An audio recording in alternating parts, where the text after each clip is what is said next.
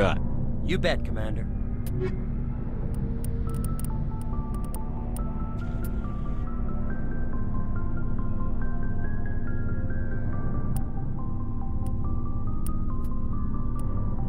That's right.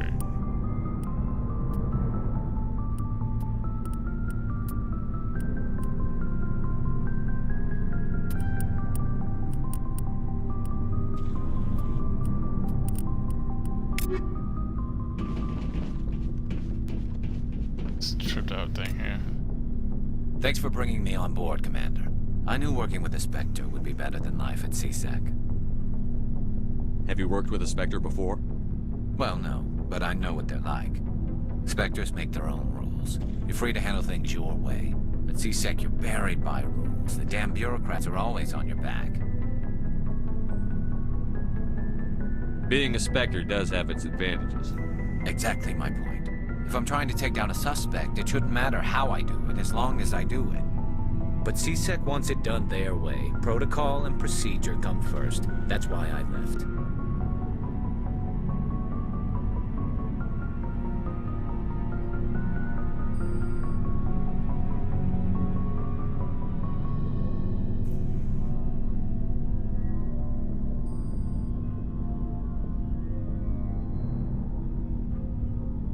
So you just quit because you didn't like the way they do things? There's more to it than that. It didn't start out bad, but as I rose in ranks, I got saddled with more and more red tape. CSEC's handling of Saren was typical. I just couldn't take it anymore. I hate leaving. I hope you made the right choice. I'd hate for you to regret it later. Well, that's sort of why I teamed up with you. It's a chance for me to get off the Citadel, see how things are done outside CSEC. Either way, I plan to make the most of this. And without CSEC headquarters looking over my shoulder, well, maybe I can get the job done my way for a change. As long as you do your job well, you're free to go about your business as you see fit. Thank you, Commander. Especially if you gave me that really cool whatever.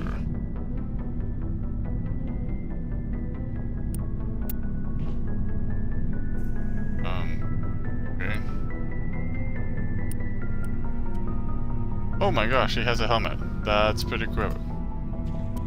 Pretty trippy.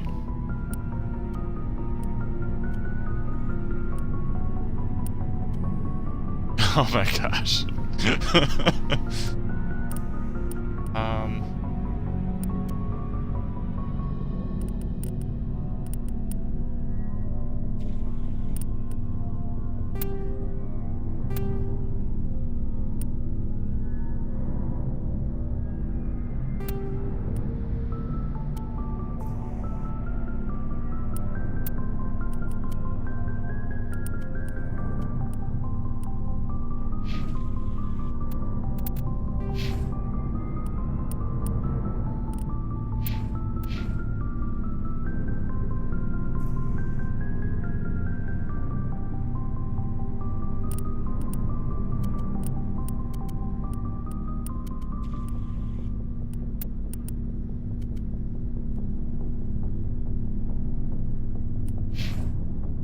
Oh, I see.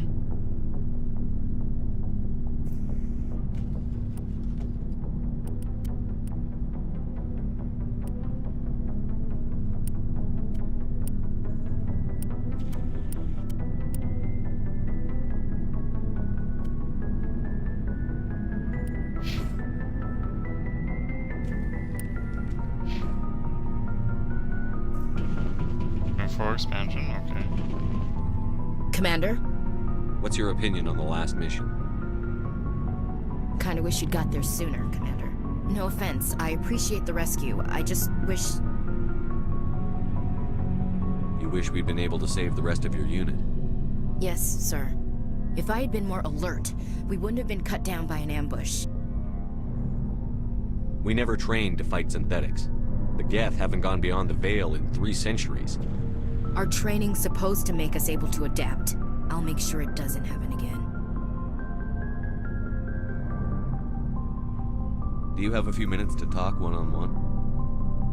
I'm sorry, Commander. I need to get my duty squared away. I wouldn't mind talking more later, though.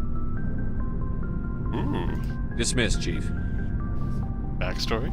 Sir. Or more?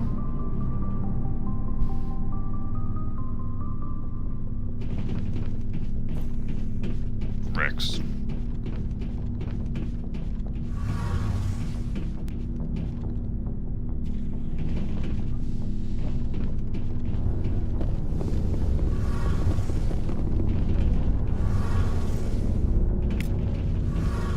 Hey, Commander, you know that Quarian, Tally? She's been spending all her time down here asking me about our engines.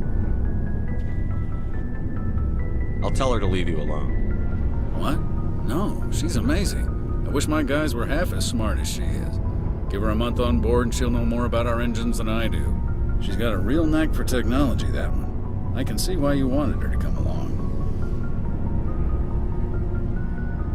I figured she'd be a real asset to the team. You got an eye for Tally, Commander, but I'm guessing that's not why you came down here. Fill me in on the IES stealth systems. How does it work exactly?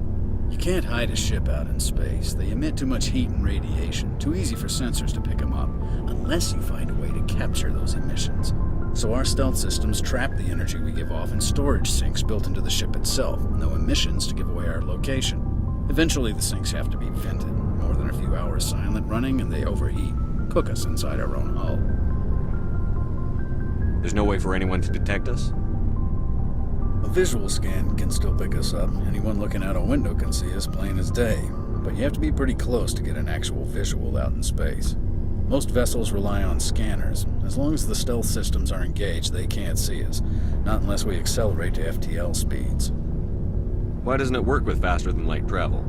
Cranking up the FTL blue shifts our emissions, pushes them into frequencies too high to capture in the sinks. As soon as we make the jump, it's like setting off a flare. Sensors can pick up our location whenever we enter or exit FTL flight, but for short-range missions, our stealth systems are amazing, and we've got the only one. Where else have you served, Adams?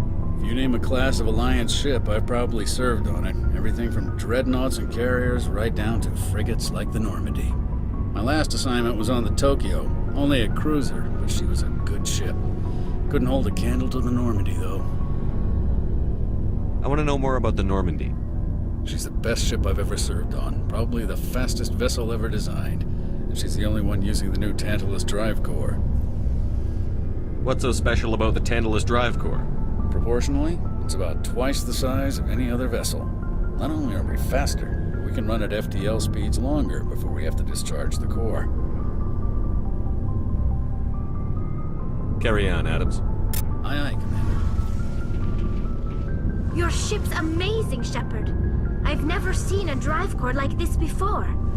I can't believe you were able to fit it into a ship this small. I'm starting to understand why you humans have been so successful. I had no idea Alliance vessels were so advanced. The Normandy's a prototype. Cutting-edge technology. A month ago, I was patching a makeshift fuel line into a converted tug ship in the flotilla. Now, I'm sitting on board one of the most advanced vessels in Citadel space. I have to thank you again for bringing me along. Traveling on a vessel like this is a dream come true for me. I had no idea you found ship technology so interesting. It comes with being a Quarian. The migrant fleet is the key to the survival of my people. Ships are our most valuable resource. But we don't have anything like this. We make do with cast-offs and second-hand equipment. We just try to keep them running for as long as we can. Some of the fleet's larger vessels date all the way back to our original flight from the Geth. I can't believe your fleet's still using ships that are 3 centuries old. They're constantly being repaired, modified, and refitted. They aren't pretty, but they work. Mostly. We've tried to make ourselves as independent as possible on the flotilla. Grow our own food, mine, and process our own fuel. But some things we just can't make on our own. A patch to maintain the hull integrity requires raw materials we just don't have. That's why our pilgrimages are so important.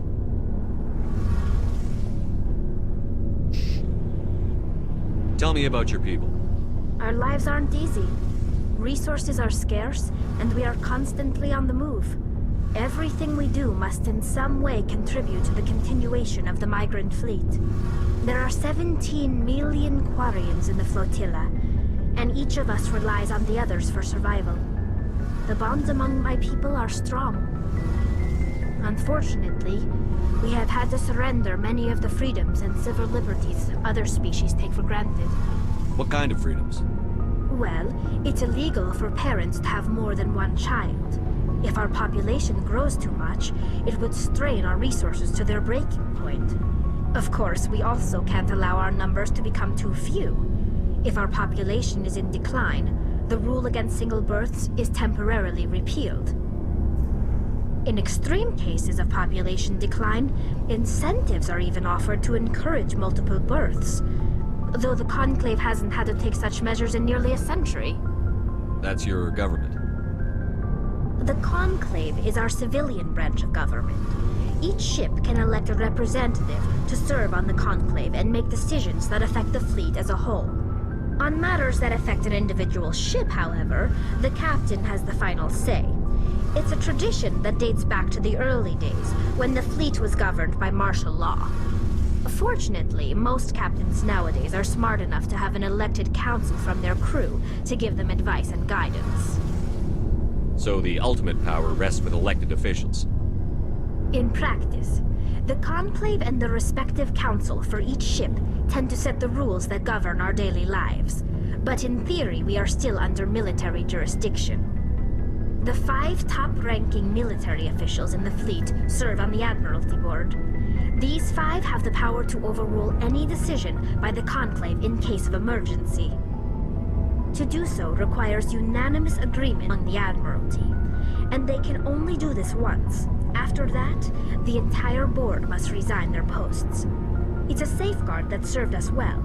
In nearly 3 centuries, the Admiralty Board has only overruled the Conclave 4 times. I want to know more about the Geth. I doubt I can tell you anything you don't already know. It's been almost 3 centuries since they drove my people into exile. All I know is the story of their origins, what they were when we created them, and how they turned on us. Interesting. The Geth were originally created to serve as an automated manual labor force. Initially, their intelligence was as limited as any VI.